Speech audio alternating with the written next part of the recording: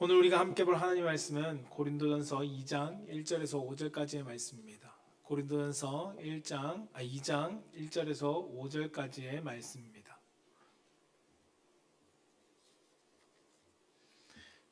신약성경 264쪽에 있습니다. 고린도전서 2장 1절에서 5절 우리 한 절씩 교독하겠습니다. 형제들아, 내가 너희에게 나아가 하나님의 증거를 전할 때 말과 지혜의 아름다운 것으로 아니하였나니 내가 너희 중에서 예수 그리스도와 그가 십자가에 못 박히신 것 외에는 아무것도 알지 아니하기로 작정하였음이라. 내가 너희 가운데 거할 때 약하고 두려워하고 심히 떨어노라. 내 발과 내 전도함이 설득력 있는 지혜의 말로 하지 아니하고 다만 성령의 나타나심과 능력으로 하여 너희 믿음이 사람의 지혜에 있지 아니하고 다만 하나님의 능력에 있게 하려 하였노라. 아멘. 오늘 하나님께서 우리에게 주신 말씀은 고린도전서 2장 1절에서 5절까지의 말씀을 가지고 한번 따라해 봅시다. 진짜 복음의 능력. 네, 진짜 복음의 능력이라는 말씀의 점으로 선포되어질 때 우리 사랑하는 성도님들의 삶에 이 복음의 능력이 경험되어지고 나타나기를 주님의 이름으로 축복합니다. 저를 따라서 한번 고백해 보겠습니다. 하나님 사랑합니다. 하나님 감사합니다. 이 고백이 우리의 신앙의 고백이 되길 주님의 이름으로 축복합니다. 여러분 혹시 백화점이나 아니면 향수를 파는 곳에 가보신 적이 있으십니까? 누군가에게 선물을 주기 위해서 아니면 직접 사용하기 위해서 향수를 사러 가시는 분도 있을 거고 가보지 못한 분도 있을 것입니다. 혹시나 아예 한 번도 가본 적이 없으시다면 백화점에 한번 가보시면 향수 코너가 있습니다. 거기에 가보시면 이러한 경험을 하실 겁니다. 무엇이냐면 그 판매 직원이 다가옵니다. 다가와서 향수의 성분도 알려주고 그다음에 이것이 어디서 만든 향수인지 그리고 이 브랜드는 무엇인지 그리고 어떠한 이야기를 담고 있는지 여러 가지 이야기를 해줍니다. 그런데 그러한 것을 하기 전에 가장 먼저 하는 행동이 있습니다. 그것이 무엇이면 우리에게 한 장의 종이를 내밉니다. 한 장의 종이를 내밀면서 그 종이에 묻어있는 향수의 냄새를 맡게 합니다. 그것을 시향하게 하는 거죠. 시향함으로써 그 향수가 어떤 향수인지를 우리가 경험하게 합니다. 향수를 결정함에 있어서 여러분 무엇을 가지고 결정할까요? 그 사람이 이야기해주는 스토리 그리고 향에 들어간 성분 이런 것들도 선택의 하나의 요소일 수도 있겠죠. 그러나 가장 중요한 선택의 결정은 바로 향기 때문에 결정합니다. 아무리 설명을 들어도 직접 향을 맡아보았을 때 내 마음 가운데 마음에 와닿지 않으면 향수를 선택하지 않습니다. 그러나 반대로 내가 여러 가지 향수를 맡다가 시향을 하다가 이 향이 딱 끌리는 내 마음 가운데 딱 들어오는 향이 있다면 우리는 그 향을 선택합니다. 복음도 그렇습니다. 복음은 그저 좋은 이야기로 옳은 교리와 바른 설명들로 마무리된다면 복음은 우리 마음 가운데 박히지 않습니다. 그리고 우리의 마음을 움직이지 않는다는 겁니다. 그런데 성령님께서 우리가 복음을 통해서 우리의 죄를 깨닫게 하고 우리의 십자가의 사랑을 마치 향기처럼 우리 영혼이 스며드는 것을 내가 느낄 때 우리는 순간 사람의 설명을 넘어서 하나님의 능력을 우리는 경험하게 되고 그 복음에 매료되게 됩니다. 복음의 진짜 능력은 바로 여기에 있습니다. 복음은 우리의 삶의 능력으로 나타날 때 복음이 믿어진다는 겁니다. 이야기로 믿어지는 것이 아닙니다. 복음의 능력은 무엇이냐면 바로 우리로 하여금 깨닫게 하는 것이 능력입니다. 우리는 복음하면 바울은 오늘 말씀에 고린도 교회 성도들을 향해서 하나님의 말씀을 전할 때 유식한 말이나 세상의 지혜로 전하지 않는다라고 오늘 본문은 이야기하고 있습니다. 바울 사도가 이렇게 말하는 이유가 무엇일까요? 그가 내가 지혜로 전하지 않는다고 말하는 이유는 그가 인간적인 설득과 지혜의 한계를 경험해 봤기 때문입니다. 사도행전 17장에는 바울이 아덴에서 복음을 전했던 사건을 기록하고 있습니다. 이 17장에 그가 아덴에서 했던 것은 철학적인 도시다 보니 많은 사람들이 지식이 뛰어났습니다. 그곳에서 바울은 모르는 신에 대해서 그들에게 설명할 때 논쟁과 변론을 가지고 복음을 전하려고 했습니다. 그 가정 속에서 사람의 말과 지혜만으로 복음이 드러나지 않는다는 것을 바울은 경험했기 때문입니다. 물론 그 가운데 믿음의 열매도 있었습니다. 아예 없었던 것은 아닙니다.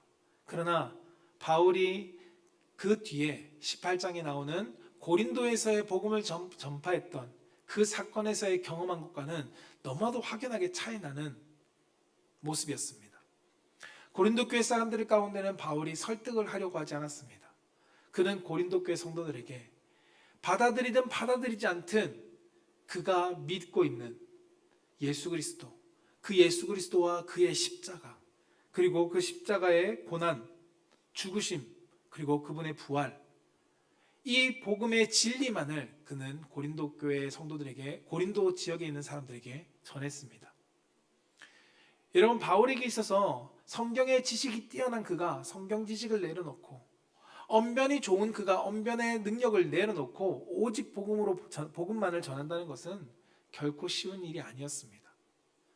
그가 나의 가지고 있는 주특기라고 말할 수 있는 그 특기들을 다 내려놓고 복음만을 전하고자 도전했던 것은 그에게 두려움이 되었던 것을 오늘 성경 본문을 말하고 있습니다.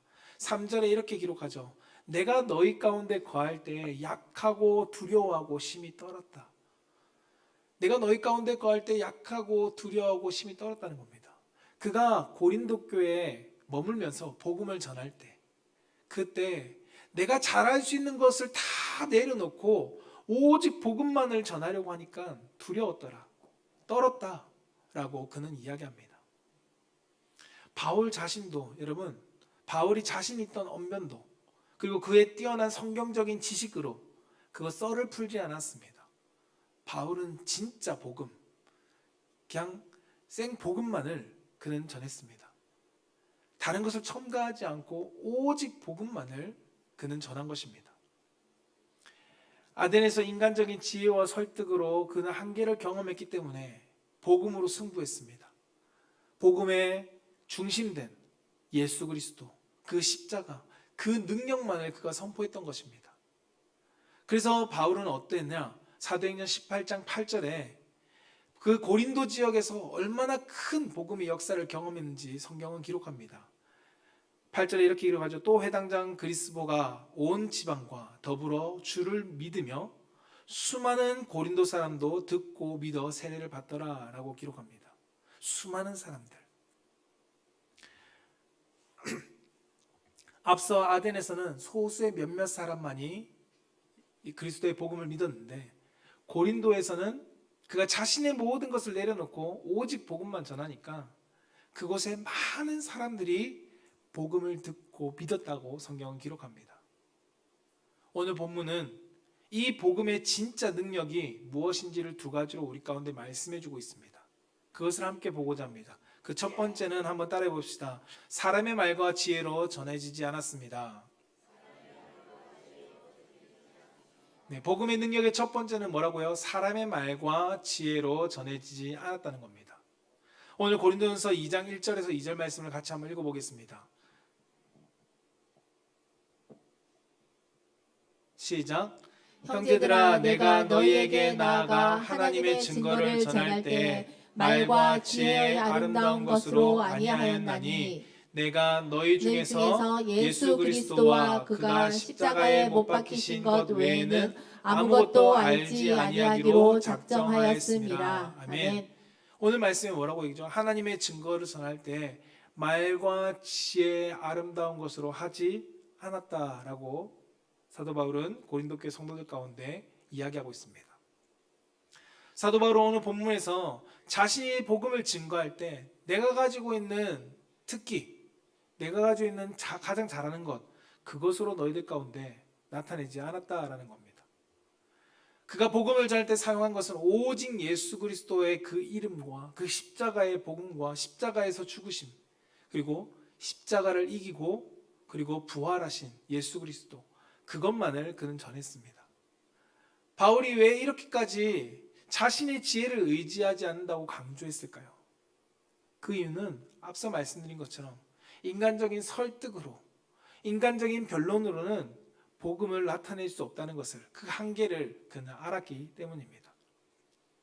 앞서 설명드렸던 사도행전 17장에 보면 아덴에서 바울이 아레오바고와에서 종교적인 논쟁과 변론을 했던 장면을 사도행전 17장 16절 17절은 이렇게 기록합니다. 바울이 아덴에서 그들을 기다리다가 그 성에 우상이 가득한 것을 보고 마음에 격분하여 회당에서는 유대인과 경건한 사람들과 또 장터에서는 날마다 만나는 사람들과 변론했다라고 기록합니다. 바울은 알지 못하는 신들을 향해서 섬기고 있는 그들을 향해 마음이 격분했습니다. 복음을 향한 열정이 있었죠. 그곳에서 바울은 날마다 만나는 사람들과 변론했다라고 성경은 기록합니다. 아덴에서 가만히 있지 않았습니다. 그는 열심을 가지고 회당에서도 복음을 전했고 그리고 장터에서도 전했습니다. 그리고 사람들을 만날 때마다 그는 변론했습니다. 너희들이 모르는 신 이것이 무엇인지라는 설명을 가지고 쭉 이야기를 풀었습니다. 그만큼 시간도 많이 썼고 열정도 쏟았습니다. 노력도 기울였죠. 그러나 그 바울이 그 모든 수고에 비해서 아덴에서의 열매는 너무도 미비했다는 것을 성경은 보여주고 있습니다.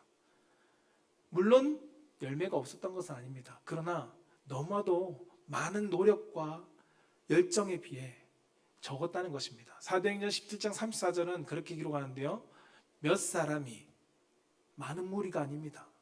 몇 사람이 그를 가까이하여 믿으니 그 중에 아레오바고와 관리 디오누시오와 다마라라는 하는 여자와 또 다른 사람들도 있더라라고 말합니다. 무리가 아니라 몇 사람입니다. 분명 몇 사람의 은혜를 받았죠. 그래서 아덴의 사역을 실패라고 우리가 단정지어서는 안 됩니다. 그러나 우리가 앞서 보았던 사도행전 18장 8절에 나오는 고린도에서의 복음의 현장과는 너무나도 차이 나는 모습입니다. 수많은 사람들이 예수를 믿고 복음을 믿고 세례를 받았다는 고린도 현장과는 다르게 아덴에서는 몇 사람밖에 복음의 열매를 거두지 못했다는 겁니다. 바울은 이 과정을 통해서 나의 말과 지혜와 논리로 복음을 드러내는 것이 아니구나라는 것을 그는 깨달았습니다. 여러분, 바울에게 능력이 없던 것이 아닙니다. 바울은 뛰어난 성경학자였습니다. 성경에 대해서 지식을 내놓으라 하는 사람들과 논쟁할 정도로 뛰어났습니다. 말을 잘 못하는 사람이었을까요? 말을 잘 못해서 복음을 못 받았을까요? 아니요. 바울이 말을 얼마나 잘했는지 사도행전 14장 2절에서는 루스드라에서는 바울을 가리켜서 헤르메스라고 이야기합니다. 말하는 자, 신들 중에 말하는 자인 헤르메스라고 바울을 지칭할 정도로 바울은 언변이 좋았고 말을 잘하는 사람이었습니다.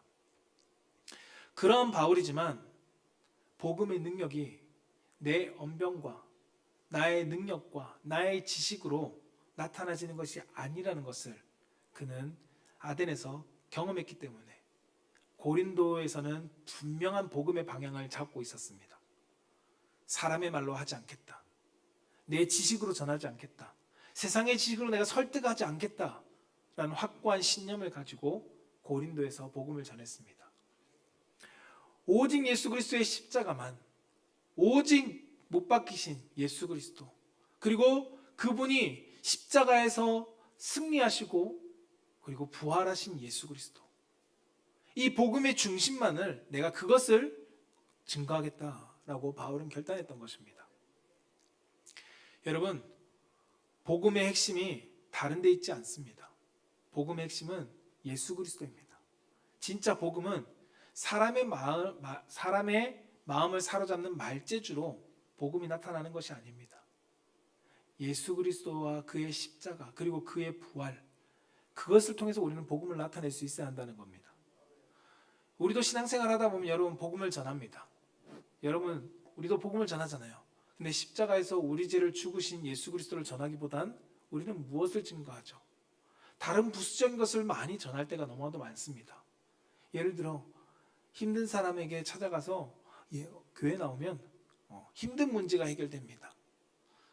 그리고 어려운 사람 쪽에 있으면 여러분 교회 나와서 신앙생활하면 믿음에 당신의 마음이 평안해집니다. 걱정과 근심을 가지고 있는 사람에게 이야기할 때 근심과 걱정을 기도해 보세요. 그러면 이루어져요. 라고 우리는 이야기하죠. 물론 이러한 것들이 전혀 주어지지 않는 것이 아닙니다. 분명히 믿음의 사람들 가운데는 주시는 하나님의 은혜입니다. 하나님께서 주시는 은혜들이지만 중요한 것은 예수님을 믿는 삶 위에 부어주신 은혜가 복음이 될 수는 없다는 겁니다. 분명히 하나님께서 도와주시고 인도해 주시지만 그 자체를 복음이라고 말할 수 없다는 거죠. 그것은 우리가 복음의 삶을 살아낼 때 맺어지는 열매인 것입니다. 복음의 본질과 그 자체가 될 수 없습니다. 성경은 우리에게 분명히 말씀합니다. 복음은 예수 그리스도라고. 로마서 1장 2절과 2절의 4절 말씀에 분명히 증거하는데 같이 한번 읽어볼까요? 시작. 이 복음은 하나님이 선지자들을 통하여 그의 아들에 관하여 성경에 미리 약속하신 것이라. 그의 아들에 관하여 말하면 육신으로는 다윗의 혈통에서 나셨고 성결의 영으로는 죽은 자들 가운데서 부활하사 능력으로 하나님의 아들로 선포되셨으니 곧 우리 주 예수 그리스도시니라. 아멘. 여러분 이 복음은 뭐라고 말씀하죠? 그 아들에 관하여 성경에 미리 약속하신 것이다 라고 말씀합니다. 성경이 말하고 있는 것은 그 아들에 대한 것을 이야기합니다. 그것이 무엇이라고요? 복음이라고 성경은 말씀합니다. 이것을 조금 더 확실하게 증거하는 내용이 고린도전서 15장 1절부터 4절 말씀에 있습니다. 같이 한번 읽어볼까요? 시작. 형제들아 내가 너희에게 전한 복음을 너희에게 알게 하노니 이는 너희가 받은 것이요 또 그 가운데 선 것이라.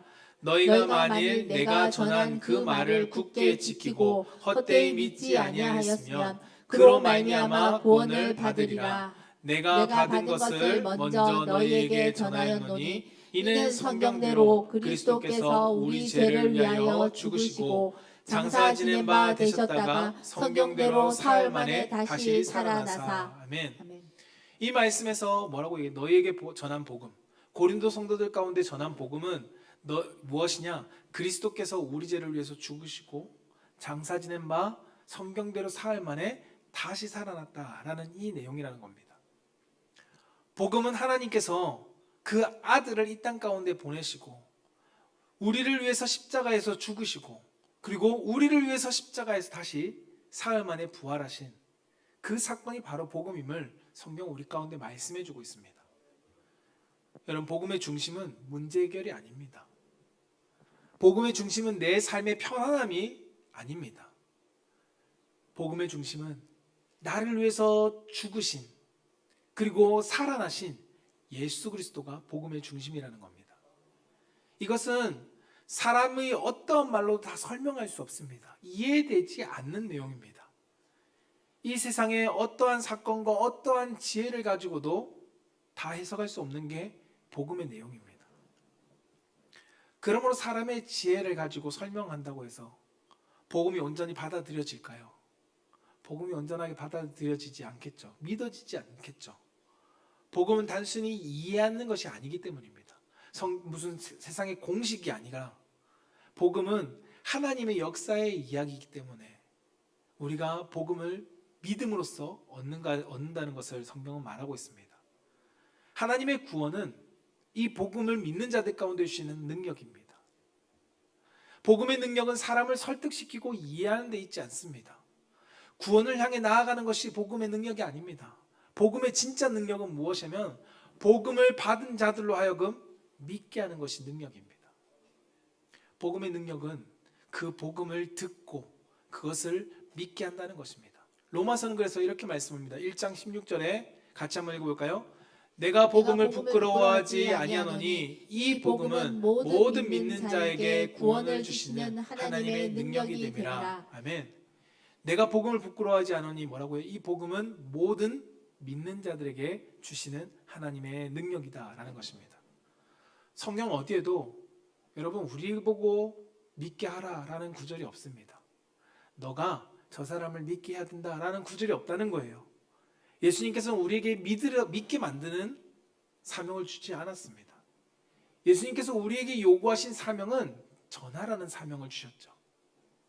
우리는 이 사명을 가지고 복음을 전할 뿐 그 복음을 듣고 믿게 하시는 영역은 하나님의 영역이라는 겁니다. 그것이 하나님의 능력입니다. 믿게 하시는 분은 내가 아닙니다. 하나님이십니다. 그러므로 우리는 복음을 어떻게 해야 될까요? 설득하려고 하지 않아야 합니다. 설득해서 이 사람이 믿게 만든다? 그것은 바른 복음을 대하는 자세가 아닙니다. 사람을 억지로 설득해서 교회에 나오게 하려고 하지 마십시오. 내가 성경을 통해서 알고 있는 그 예수 그리스도를 증거하고 보여주면 되는 겁니다. 그 사람이 받아들이고 받아들이지 않고는 내 영역이 아닙니다. 하나님의 영역일 뿐입니다. 나는 그저 그 사람을 정말 사랑하는 그 사람을 향해서 내가 아는 예수 그리스도, 내가 경험한 예수 그리스도, 그리고 성경이 말하고 있는 복음의 예수 그리스도를 우린 전하면 되는 겁니다. 그것이 말로 전할 수도 있고 우리의 삶으로도 전할 수 있겠죠. 성경은 그래서 빌립보서 1장 27절에 이렇게 말씀합니다. 같이 한번 읽어볼까요? 시작. 오직 너희는 그리스도의 복음에 합당하게 생활하라. 이는 내가 너희에게 가보나 떠나 있으나 너희가 한 마음으로 서서 한 뜻으로 복음의 신앙을 위하여 협력하는 것과 아멘. 뭐라고요? 그리스도의 복음에 합당하게 뭐하라고요? 생활하라라고 성경은 말씀합니다. 그리스도의 복음에 합당하게 생활하라. 살아내라. 삶으로 보여라 라고 말씀합니다. 복음의 신앙을 위해서 우리는 그 일에 함께 협력하는 자다라고 성경은 말씀하고 있죠. 여러분, 우리는 삶으로도 복음을 전할 수 있습니다. 입술로만 예수 그리스도를 이야기할 수 있는 것이 아니라 바울은 교회 성도들 가운데 복음을 삶으로 보여주었습니다. 그는 분명히 입으로 천국에 대한 복음, 예수 그리스도를 증거했죠. 그러나 그 복음의 삶이 무엇인지를 그는 삶을 통해서 알려주었습니다. 그 모습을 우리가 발견할 수 있는 것이 바울은 2년 동안 고린도 교회 성도들과 함께 지내면서 고린도전서 1장에 나오는 파벌이 나뉠 때 네 사람을 만들지 않았습니다. 네 사람을 만들지 않고 그는 하나님의 온전한 사람들로 세우도록 최선을 다하 노력했습니다. 자신을 나타내기를 원하지 않았다는 겁니다. 복음은 예수 그리스도를 나타내는 겁니다. 바울은 그들과 함께 지내면서 그 예수 그리스도를 나타내 주었습니다. 사랑하는 성도 여러분, 우리에게 복음의 사명을 주셨습니다. 말 잘하지 못해도 됩니다. 여러분, 성경에 대한 지식이 많지 않아도 됩니다. 복음은 말에 있지 않기 때문에, 지식에 있지 않기 때문입니다.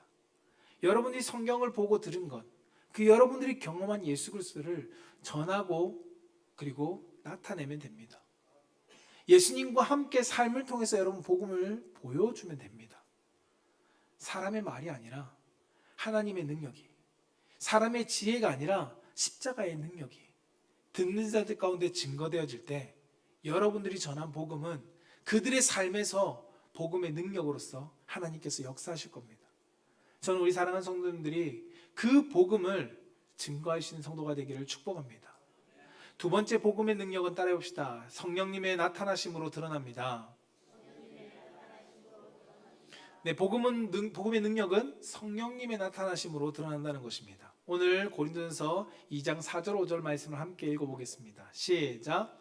내 말과 내 전도함이 설득력 있는 지혜의 말로 하지 아니하고 다만 성령의 나타나심과 능력으로 하여 너희 믿음이 사람의 지혜에 있지 아니하고 다만 하나님의 능력에 있게 하려 하였노라. 아멘. 바울은 오늘 본문 말씀 속에 복음의 능력이 어디에 나타나는지 분명하게 말씀해 주고 있습니다. 그것은 사람의 설득에 있지 않다는 겁니다. 지혜에 있지 않다라고 말합니다. 어디에 있다라고요? 성령의 나타나심의 능력 가운데 있다라고 말씀합니다. 복음은 성령의 능력의 나타나심으로 말미암아 완성되어집니다. 그것이 복음의 진짜 능력입니다. 복음의 능력은 성령님이 계시지 않으면 나타날 수 없습니다. 사도 바울이 아무리 뛰어났다고 할지라도, 아무리 대단한 사도라 할지라도 성령의 능력이 없으면 복음은 나타나지 않습니다. 성령이 역사하실 때 진짜 복음의 능력이 나타납니다. 아덴에서의 바울은 분명히 성령님을 의지했겠죠. 그러나 자신이 너무도 많이 드러났습니다. 그러나 고린도에서의 바울은 자신을 전혀 드러내지 않고 성령님이 역사하도록 그 현장을 내어드렸습니다. 성령님의 능력을 역사하시니까 복음의 놀라운 역사가, 능력이 나타나게 됩니다. 성령님이 나타나시면 여러분 복음의 능력은 나타나게 되어 있습니다. 바울은 복음을 전하는 전도자의 말에 대해서 믿음의 확신을 가지게 합니다. 오늘 데살로니가서 1장 5절은 이렇게 기록한대요. 같이 한번 읽어볼까요? 시작. 이는 우리 복음이 너희에게 말로만 이른 것이 아니라 또한 능력과 성령과 큰 확신으로 된 것임이라. 아멘. 여기까지만 읽을게요. 오늘 말씀에 복음이 너희에게 말로만 이른 것이 아니라는 겁니다. 뭐라고요? 능력과 성령과 큰 확신으로 된 것이다 라는 겁니다. 성령의 능력으로, 복음을 듣는 자들로 하여금 성령의 능력으로 확신을 가지게 했다는 것입니다. 우리는 내가 말을 잘해야 이 사람이 믿을 거라고 생각합니다. 내가 무엇인가 복음을 잘 전해야지만이 이 사람이 확신을 가지고 예배를 드리러 교회에 나오고 예수 그리스도를 믿을 거다라고 우리는 생각합니다.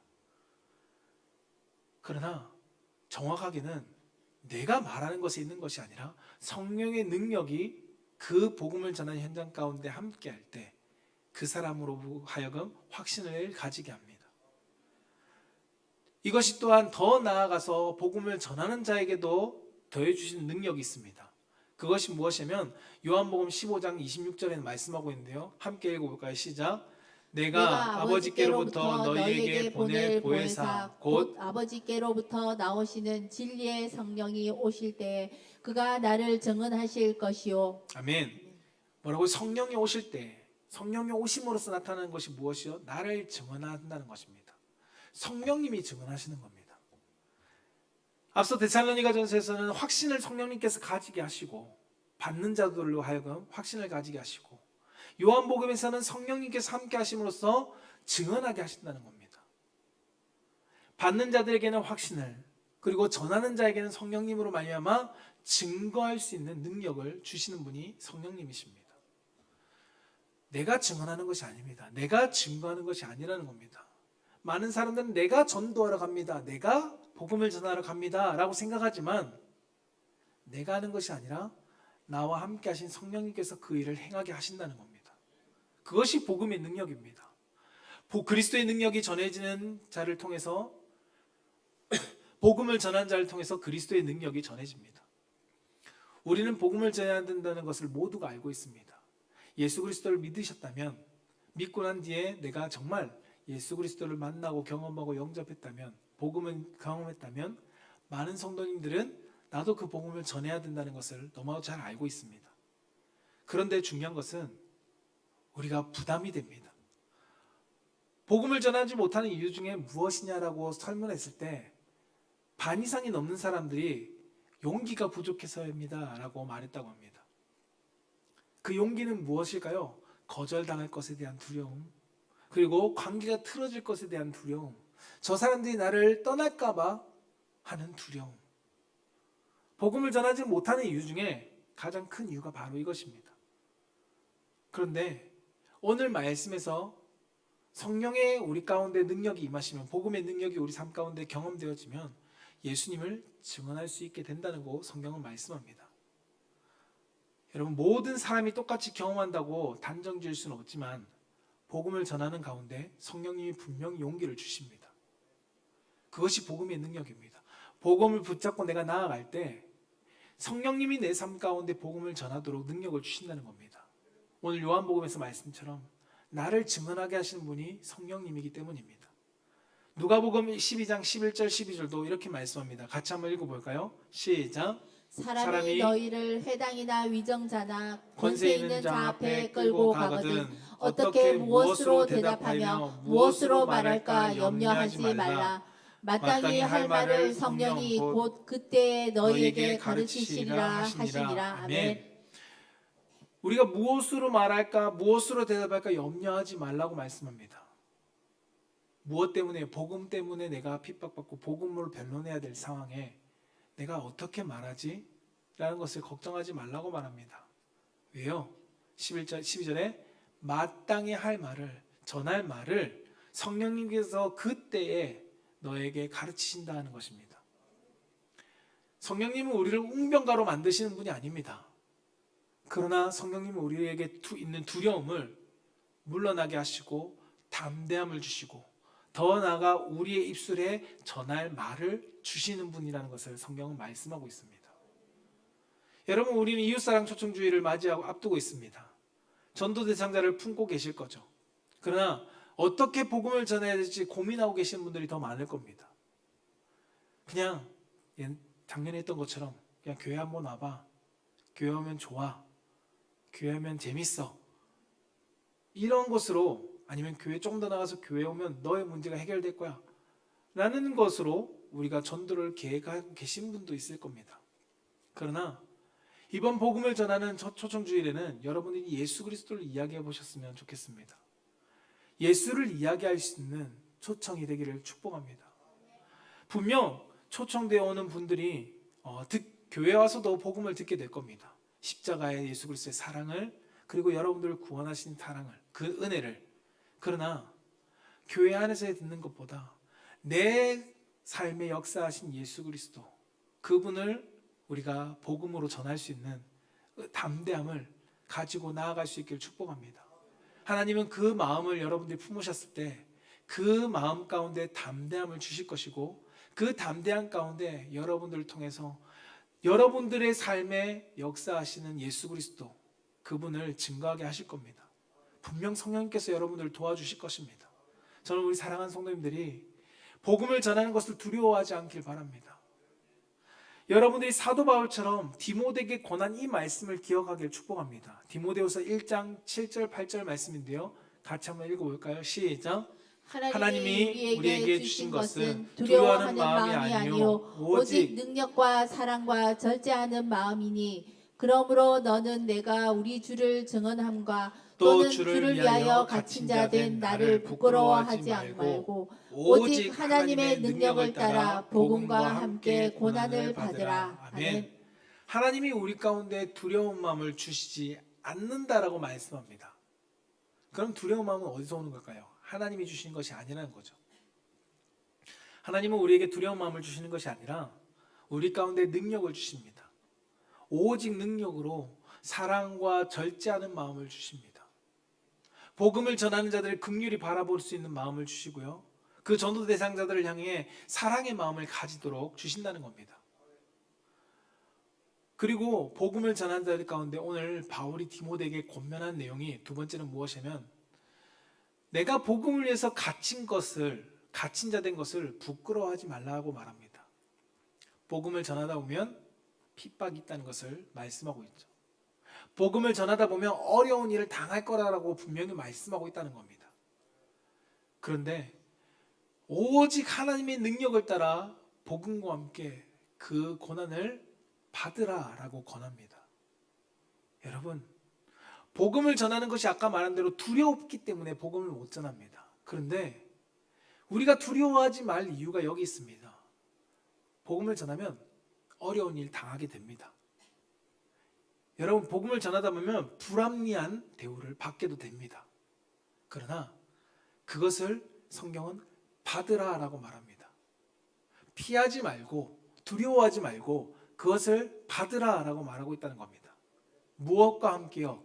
복음과 함께.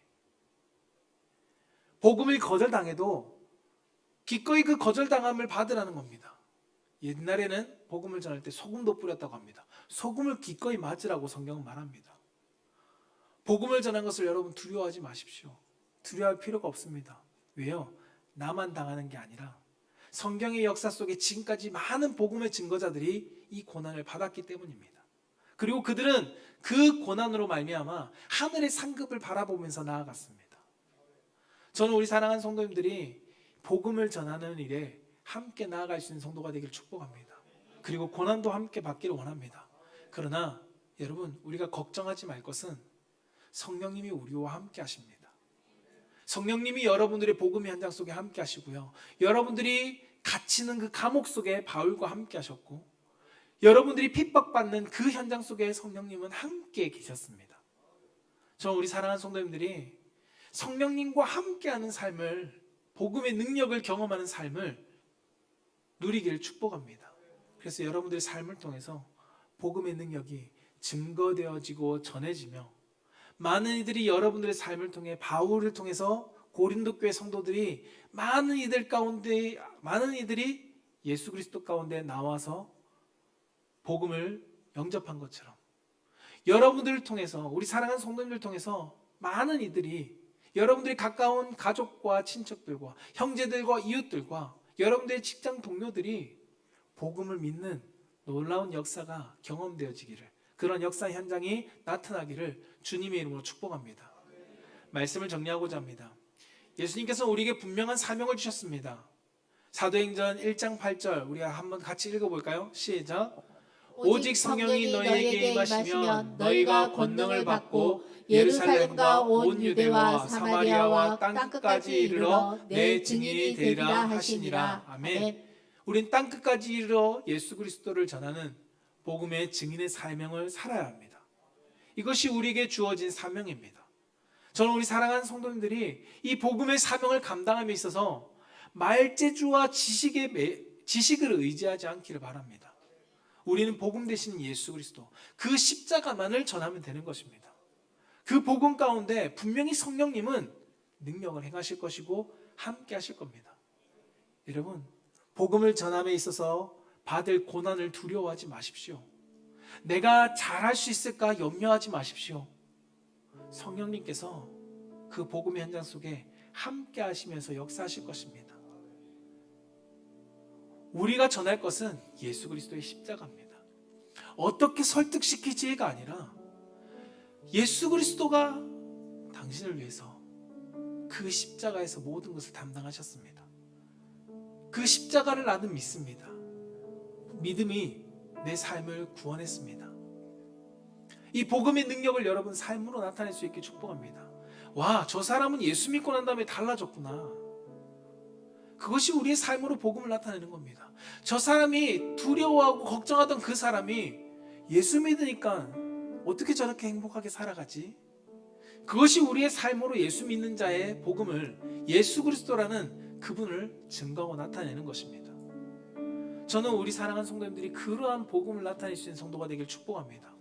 이 초청주의를 준비하는 이때 여러분들의 입술을 통해서 예수님, 예수 믿으니까 너무 좋더라. 예수님이 나의 전부이더라. 예수님이 나의 모든 것에 참 행복이 되더라. 라고 여러분들의 삶을 통해서 드러낼 수 있는 성도가 되기를 축복합니다. 그래서 여러분들이 증거하는 그 복음 현장 속에 나도 저 예수 한번 믿어볼까? 나도 저렇게 내 삶 가운데 우울하고 힘들고 좌절되는 삶 속에 예수가 주인 되니까 달라지는 삶을 한번 나도 살아볼까? 라는 그러한 놀라운 은혜가 여러분들의 복음의 현장 속에서 열매로 맺어지기를 주님의 이름으로 축복합니다.